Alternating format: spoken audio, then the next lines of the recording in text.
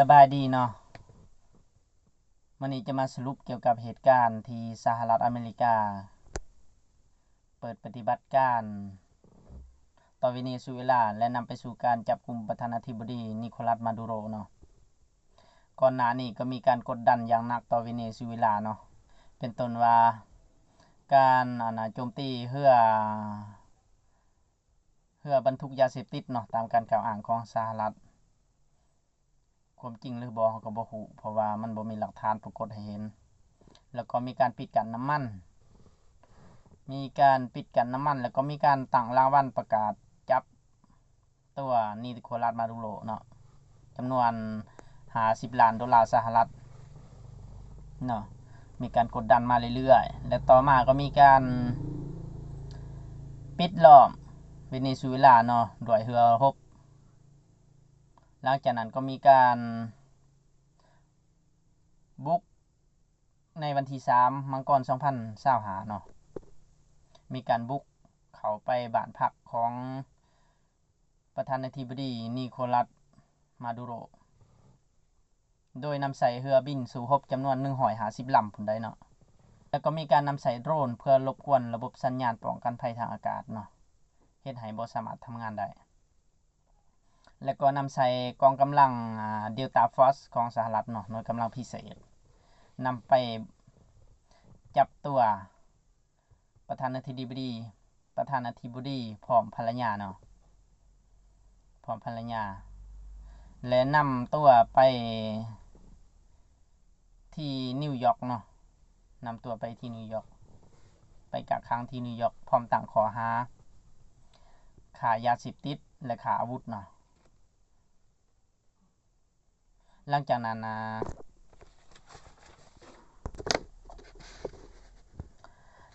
ประธานาธิบดีโดนัลด์ทรัมป์ของสหรัฐเนี่ยก็ได้ประกาศว่าสหรัฐนี่จะเข้าไปบริหารประเทศของเวเนซุเอลาจนกว่าจะมีการเปลี่ยนผ่านที่เหมาะสมเนาะแล้วก็แหล่งน้ำมันใหญ่ๆนี่สหรัฐจะเป็นผู้ไปพัฒนาเนาะเอาง่ายๆว่าเขาไปยึดน้ำมันว่าซั่นซะคันแบบเข้าใจง่ายๆภาษาชาวบ้านนั่นเขาไปยึดน้ำมัน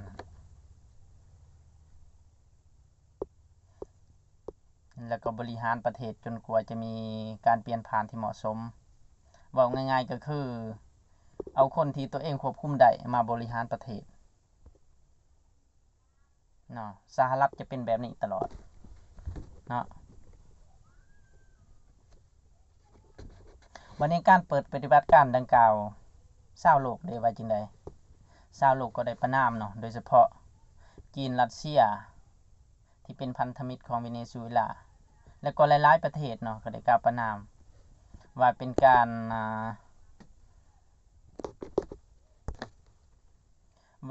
ละเมิดอธิปไตยของประเทศอื่นนั่นแหละและรัฐอื่นเนาะถูกกล่าวประณามนักกฎหมายสากลหลายๆท่านก็ได้ว่ามันเป็นผิดกฎหมายสากลเนาะเนื่องจากว่าการโจมตีแม่นบ่ได้รับอนุญาตจากสภาความมั่นคงของสหประชาชาติหรือ UNSC เนาะและก็บ่ได้รับความยินยอมจากเวเนซุเอลาเนาะและถ้าตามการกล่าวอ้างในการขายยาเสพติดนี่แม่นบ่เป็นการโจมตีด้วยอาวุธเนาะนักกฎหมายเพิ่นว่าจังซั่นมันบ่แม่นการโจมตีด้วยอาวุธฉะนั้นแล้วอเมริกานี่บ่มีสิทธิ์ในการป้องกันตนเองตามมาตรา51ของ UN ฉะนั้นจึงเว้าได้ว่าการปฏิบัติการดังกล่าวแม่นผิดกฎหมายเนาะอันนั้นแม่นนักกฎหมายสากลเพิ่นเว้าจังซั่นส่วนสหประชาชาติแอนโตนิโอ กูเตเรสเนาะเลขาธิการใหญ่ของสหประชาชาติเพิ่นก็ได้ว่าการปฏิบัติการดังกล่าวหั้นแม่นเป็นตัวอย่างที่อันตรายเนาะที่อาจเฮ็ดให้เกิดการใช้กำลังในทางการเมืองเพิ่มขึ้นเนาะ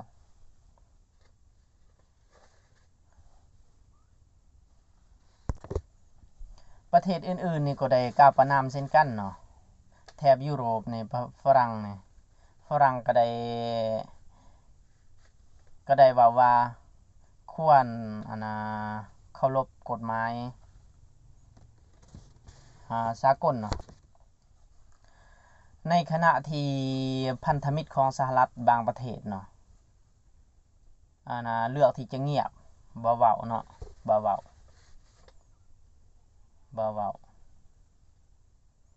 ถ้าเว้าอาจสิเฮ็ดให้สหรัฐบ่พอใจเนาะก็เลยย้านในขณะที่สภาสูงของสหรัฐเองก็ได้มีการประณามเช่นกันเนาะประณามเช่นกันว่าการปฏิบัติการนี่บ่ได้ผ่านสภาเนาะบ่ได้ผ่านสภาซึ่งเป็นการละเมิดรัฐธรรมนูญของสหรัฐอเมริกาเนาะสภาสูงของสหรัฐอเมริกาก็ได้ประณามเช่นกันภายหลังที่ว่าประธานาธิบดีได้ถูกจับไปแล้วนั่นเนาะเวเนซุเอลาได้สิเฮ็ดจังได๋ศาลสูงสุดของเวเนซุเอลานี่ก็ได้แต่งตั้งห้องประธานาธิบดีเนาะท่านเดลซีโรดริเกสเนาะห้องประธานาธิบดีขึ้นเป็นประธานาธิบดีชั่วคราวเนาะเพื่อรักษาอำนาจไว้เนาะเพื่อรักษาเสถียรภาพไว้หั่นล่ะเนาะสำหรับการเปิดปฏิบัติการดังกล่าวนี่มันสะท้อนให้เห็นถึงนโยบายอเมริกันเฟิร์สของทรัมป์เนาะบ่ต้องการเจรจาเน้นใส่กำลังเนาะเน้นใส่กำลังและผลกระทบที่จะเกิดขึ้นจากการเปิดปฏิบัติการครั้งนี้มันจะมีหยังแหน่เนาะเฮามีวิเคราะห์เบิ่งว่าต่อเวเนซุเอลานี่อาจจะไม่เกิดความสับสนวุ่นวายเพราะว่าระบบการเมืองและการปกครองมันบ่มั่นคงเนาะบ่มั่นคงแล้วก็อาจจะมีเกิดการประท้วงครั้งใหญ่หรือว่าเกิดมีการอพยพไปโคลอมเบียไปบราซิลไปประเทศอ้อมข้างแล้วก็อาจจะเกิดมีการก่อการร้ายเนื่องจากว่าความบ่พอใจเนาะย้อนว่าอเมริกาไปควบคุมน้ำมันเนาะบางกลุ่มบางพวกอาจเกิดความบ่พอใจเนาะผลกระทบต่อชาวโลกเลยสิเป็นจังได๋ผลกระทบต่อชาวโลกนี่โดยเฉพาะแม่นจีนรัสเซียนี่จะสูญเสียอำนาจอยู่ทางอเมริกาใต้เนาะสูญเสียอำนาจเพราะว่าเวเนซุเอลาเป็นพันธมิตรของจีนรัสเซียและก็โดยเฉพาะแม่นจีนเนาะจีนนี่อาจจะสูญเสียเงินกู้เนาะจีนอาจจะสูญเสียเงินกู้กว่า60ล้านเหรียญสหรัฐเนาะแล้วก็น้ำมันจีนอาจจะสูญเสียตัวนี้เนาะและก็อิทธิพลในอเมริกาใต้ก็จะลดลงเนาะก็จะลดลงอันนี้เป็นผลกระทบต่อจีนแล้วก็ต่อประเทศอื่นๆเด้เช่นว่าประเทศที่ทรัมป์เคยขู่ผ่านมามีโคลอมเบียเม็กซิโกแล้วก็เดนมาร์กเนาะกรีนแลนด์ที่ทรัมป์อยากได้ซึ่งว่าตามการคาดการณ์ของบรรดานักวิเคราะห์ด้านภูมิรัฐศาสตร์โลกนี่คาดการณ์ว่าต่อไปนี่แม่นเป้าหมายต่อไปแม่นกรีนแลนด์ได้เนาะของทรัมป์นี่พวกนี้จะร้อนๆหนาวๆแน่นอนเนาะร้อนๆหนาวๆแน่นอนมีเม็กซิโกมีโคลอมเบียมีเดนมาร์กมีอิหร่านพร้อมเนาะย้อนว่าหยังย้อนว่าเปิดปฏิบัติการต่อเวเนซุเอลาเนี่ยบ่มีไผกล้าต่อต้านเนาะมีแต่กล่าวประณามแล้วก็เงียบเนาะตัวนี้อาจจะเป็นแรงจูงใจในการดำเนินในขั้นต่อไปอีกเนาะเป็นแรงจูงใจ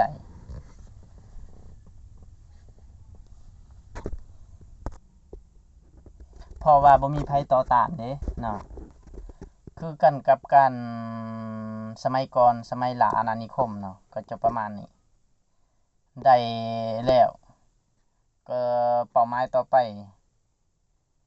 ได้เป้าหมายต่อไปแล้วก็ต่อไปเรื่อยๆเนาะเป็นการล่าอาณานิคมเหตุการณ์นี้อาจจะสิเป็นแบบเดียวกันเนาะส่วนผลกระทบทางด้านเศรษฐกิจเด้ผลกระทบทางด้านเศรษฐกิจแน่ๆนี่แน่นอนเนาะเวเนซุเอลานี่เป็นประเทศที่ว่ามีแหล่งน้ำมันอันดับต้นๆของโลกมันจะเฮ็ดให้ราคาน้ำมันนี่สูงขึ้นแน่นอนเนาะและก็การโจมตีครั้งนี้นี่จับตัวผู้นำในครั้งนี้นี่มันจะสร้างความกังวลต่อบรรดาประเทศภายในโลกเนาะอาจเฮ็ดให้เกิดสงครามอิหยังต่างๆเป็นวงกว้างเฮ็ดให้แต่ละประเทศนี่เก็บทรัพย์สินปลอดภัยไว้ก่อนเช่นว่าทองคำเนาะอาจจะเฮ็ดให้ทองคำนี่ราคาสูงขึ้นเพราะว่าทองคำเป็นสินทรัพย์ที่ปลอดภัยเนาะฉะนั้นแหละตามทัศนะส่วนตัวนี่มันก็ได้สอดคล้องกับที่ว่าจีนรัสเซียในระยะผ่านมาพยายามผลักดันให้โลกมีหลายขั้วอำนาจเนาะย้อนว่าหยัง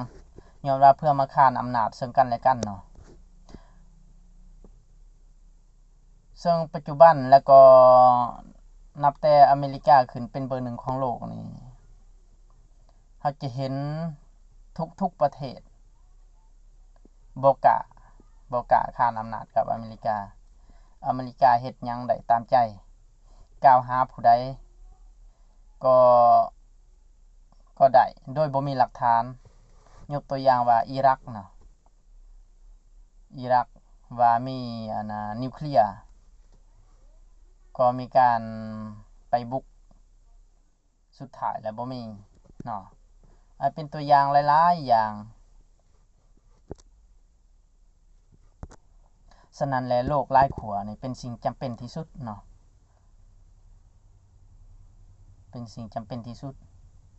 เฮาเว้าง่ายๆโลกประชาธิปไตยก็ยังมีฝ่ายรัฐบาลแล้วก็ฝ่ายค้านเนาะอันนั้นก็เช่นเดียวกันเนาะแต่ทุกวันนี้นี่อเมริกาอยู่เหนือกว่าหมู่เนาะเหนือกว่าหมู่